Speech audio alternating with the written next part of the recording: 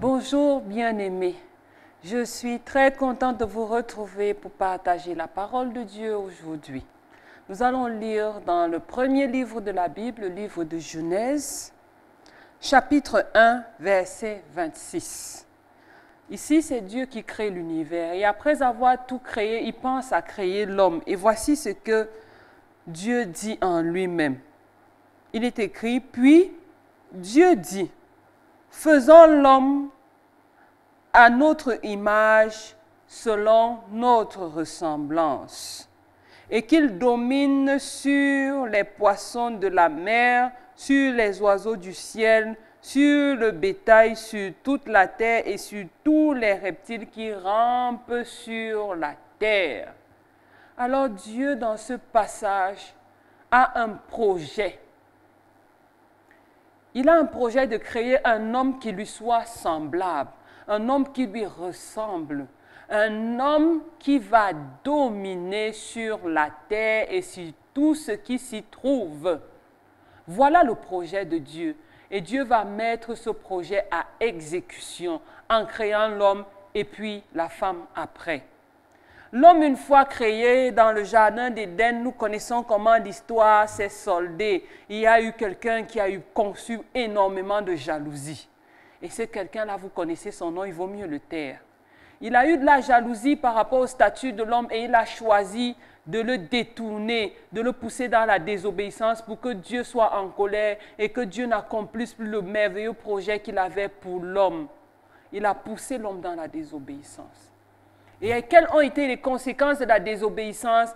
Les conséquences de la désobéissance sont que l'homme ne peut plus dominer sur la terre.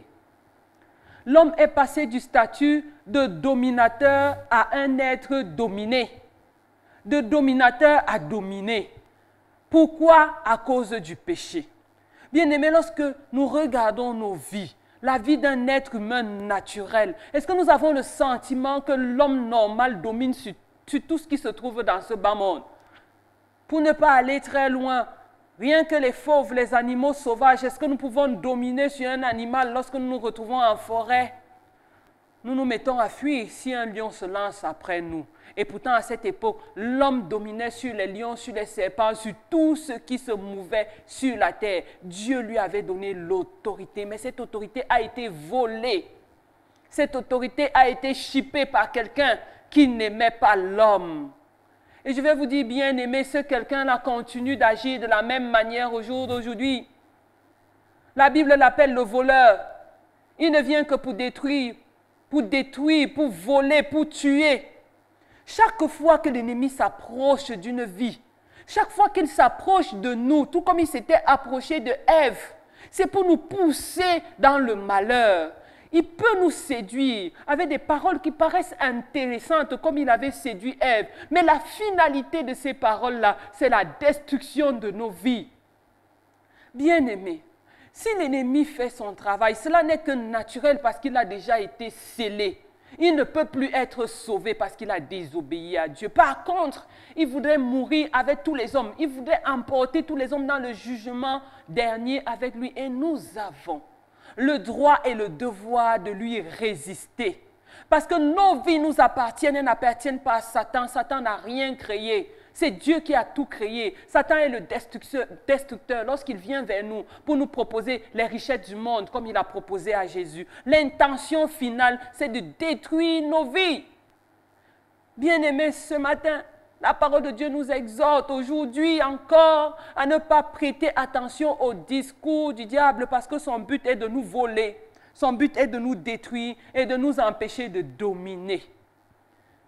Jésus-Christ est venu pour restaurer le plan de Dieu, qui était de faire de l'homme l'autorité suprême sur cette terre.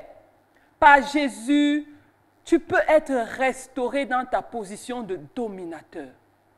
Dominer sur le péché, dominer sur la maladie, dominer sur les circonstances. Parce que Jésus-Christ a dominé. Il a vaincu Satan à la croix. Il a vaincu ses œuvres à la croix. Et si tu as bien écouté ce matin et que tu veux retourner dans la domination, je t'invite à dire ces quelques mots de prière.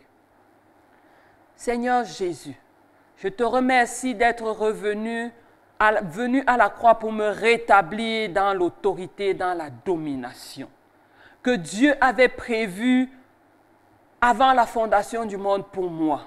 J'accepte ton œuvre à la croix. J'accepte d'être rétabli par ta mort et ta résurrection. Je renonce à tous les mensonges du diable qui m'ont séduit et détourné loin du chemin de l'autorité, loin du chemin de la paix. Seigneur, rétablis ma vie, restaure ma vie, que tout ce qui a été volé soit restauré et que ton autorité puisse s'exercer à travers moi aujourd'hui. Merci Seigneur de m'écouter, de m'exaucer. Au nom de Jésus-Christ. Amen. Je vous souhaite une excellente journée et que Dieu vous bénisse.